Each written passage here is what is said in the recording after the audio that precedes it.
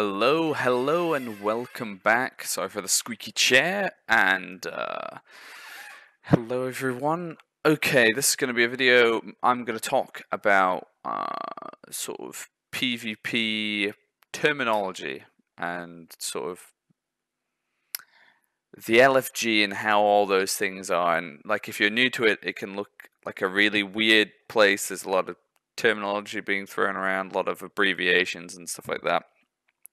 And for you in the background, I recorded this truly awe-inspiring clip.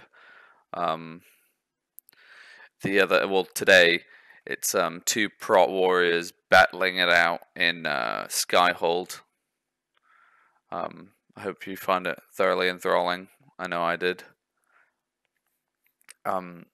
So let's first of all, let's get into it. So when you're in the LFG, say you're looking for an RBG team or a threes team or something like that, they're gonna be hit with these sort of barriers to entry in terms of not only having achievements, experience, like you're not knowing what people are trying to say and various things like that. I'm gonna try and explain how you get around them, or how to best like use it, or like how's the best way to get your achievements or whatever.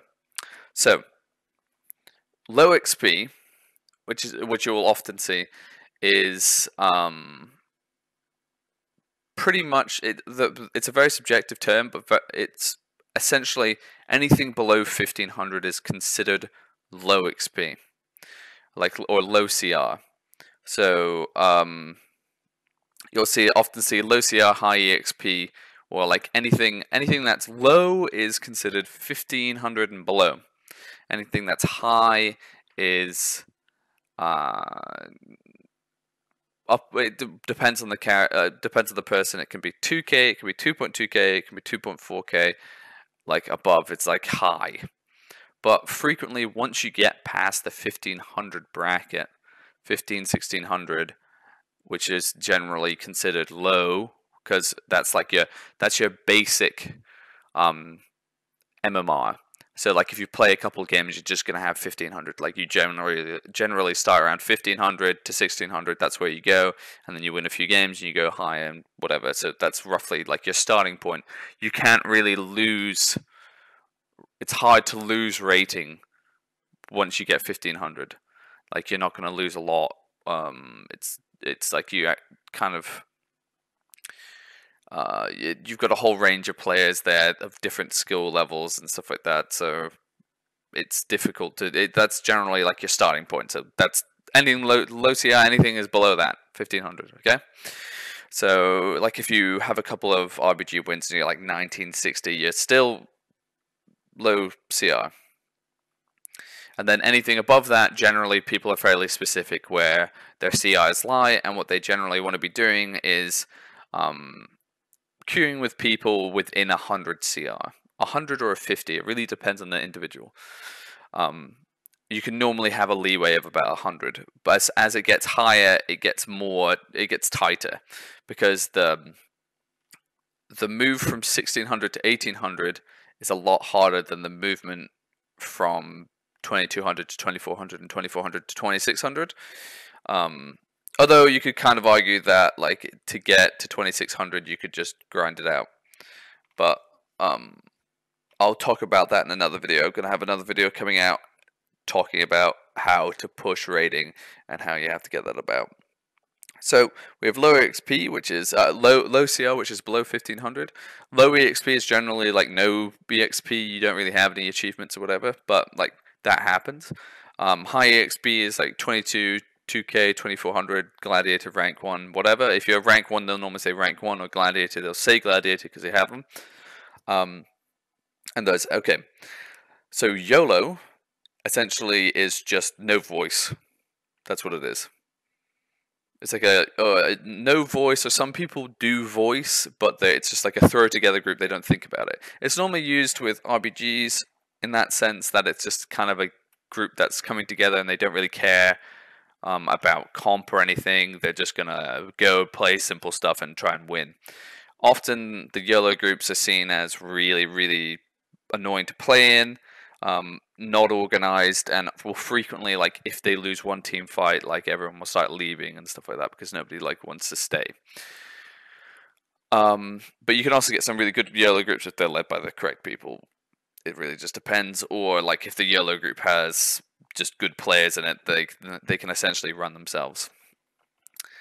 Now, when coming into PvP with 0 EXP, you have to be ready to lose a lot of games, and also not have people trust what you're doing, because what people use is essentially achievements to make a decision of whether or not you're going to be good, and it's unfair. Yeah, it's massively unfair. But it happens, and in the end, it's their rating that they're trying to protect. But what people often don't look into is how old achievements are, how frequent stuff is, because often people will ask for a Legion experience because they don't care about anything else, because the meta changes, and whether or not you can deal with the changing of that is really important. So, like, somebody who was rank 1 gladiator back in, like, really early seasons, who hasn't played WoW for this entire time, might come back and only be 1800 for a bit, and then surely they'll get their, like, skills back and maybe be able to be at the same. But, like, immediately it doesn't necessarily mean anything if you don't have any recent experience. So that being said, that there are these barriers to entry in terms of experience and a whole lot of stuff like that. There are ways of getting around it. There's a lot of groups that run and don't mind having people of low experience or who people are trying new stuff out. Often these are going to be guild groups that are trying to fill a couple of spaces. And as long as you go in there and you're willing to listen, you're willing to communicate, and and you're just going to be nice, because that's generally how you got to go through it. You got to, especially if you're learning and you're really just getting into it, you play with the people who you enjoy playing with, practice your stuff, and practice good habits. Now, I know there's a couple of groups that run. I know that there's a podcast called Technically PvP he runs RPGs on Sunday and Thursday. I've been a part of that. That's like a fairly newish group to PvP who like a bunch of really cool people who run.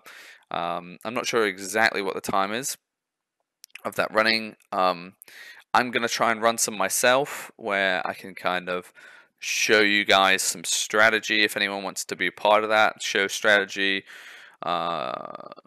kind of just go through the motions of, like, I can teach target calling, because that's a really good skill to have if you want to get into groups as a melee DPS. If you're like a warrior, or you're somebody who can call targets, like a classic calls targets, and you can do that. But on the whole, it's generally just trying to get in there and kind of proving your worth, and then you add people to your battle tag friends list. This is the best way of doing it, is to find a number of people who you enjoy playing with, who are around about your same EXP or wanting to learn, and you learn from them, and you share information, and you kind of see what works and see what doesn't work. But as you go through that, what you need to also bear in mind is, when you do start improving, you can't keep playing with people who aren't. And it's kind of like, it's a bad thing to say, but, like, you need to bear in mind with people, it's like, you can go, hi, yeah, no, I'm gonna push with these people, they're a higher EXP, they're teaching me stuff, and I'm getting somewhere with this group of people. That doesn't mean you need to remove them off your friends list and never talk to them again. Like, we have alts for this. We can do stuff that we can play 2s if we're pushing 3s, or we can play 3s if we're pushing RPGs. But networking with people and really learning from each other is a really important thing to do. So I think that's pretty much it. Oh, and don't worry if you don't know the abbreviation for a team that's being played. Like if you don't know what WLS is, or like African Jungle Cleave or something like that. Or especially if they're using stupid names that isn't just like the abbreviation using the first letter of each class's name, like WLS, where you're like, okay, that's like Warlock Shaman, Warrior Lock Shaman, like, okay, Warrior Lock Shaman, cool. Like, there's God Comp, like, maybe you don't know God Comp, it's Mage Shadow Priest. It's like they just get named weird stuff that like who knows why. It just gets named by whoever comes up with it. If you don't know it, it's not a big deal. You'll pick it up. Um, and a good way of doing it is if like you understand what makes the comp work, you can generally talk your way into groups, especially if you get into a voice chat or something like that, and you're knowledgeable and you're not being abrasive to people and telling people that they're wrong. You don't tell people that they're wrong. You say, "Oh, but maybe how about this? Look at this." Or you ask them. A good way to like get through things is ask a lot of questions. And if you think you might be right, ask that person a lot of questions. That's going to lead them to your answer. And often that's how it works. Generally, that's kind of how it goes. You're going to meet some people who are huge assholes, who are going to be massively elitist and will decline you immediately because you don't have any experience. Shrug it off. Just you got to dive into the pool of PvP and try and swim around for a bit and see if you can't collect some experience, some shiny things that tells people that you're good at the game. But people will acknowledge if you're a good player and they will invite you back to groups. That's the main thing to grab out of stuff.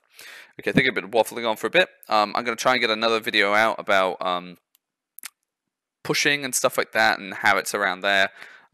It's going to be a short one. Going to be another one that I'm going to try and upload as the Friday video. I'm going to be away this Saturday. I might, if I can think of anything that I can get done, maybe early Friday morning. If I can get that up, then I will. But other than that, I hope you all have a good weekend. And I will get back on it on Sunday night. Thanks. Peace out, guys. Hello there, and thanks for watching my video. Make sure to subscribe if you like what you see, and like if you liked it, dislike if you don't. Please comment to let me know what you want to see in the future, and make sure to come tune in and watch me on Twitch. I'm live from 12 a.m. or 12 midnight GMT for normally about 6 hours, playing a whole bunch of games. Hopefully I'll see you there.